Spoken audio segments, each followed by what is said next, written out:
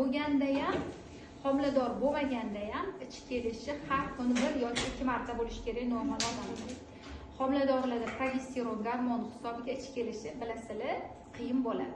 O'sha uchun birinchi o'rinda ichadigan suyuqligimiz normada bo'lishi kerak, 2-2,5 litr bo'lishi kerak, bo'lishi kerak bez gaz. Ikkinchi o'rinda yeydigan ovqatimizga e'tiborli bo'lishimiz kerak. Kletchatkalar ko'p bo'lishi kerak. Ya'ni o'sha ko'katlar, boshqa mahsulotlar, salatlar. Zaytundan foydalansangiz bo'ladi, zaytun yog'idan foydalansangiz bo'ladi.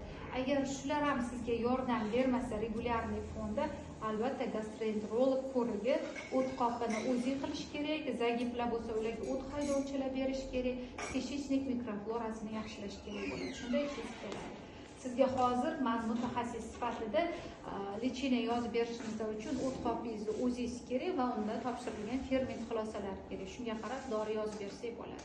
Birinchi o'rinda ratsioningizni to'g'rilab oling. Agar 5-6 kun ichida ratsion bilan to'g'rilanmasa, keyin albatta kimyoviy preparatlarga o'tish kerak. Kelishdikmi? Sog' bo'ling. Yaxshi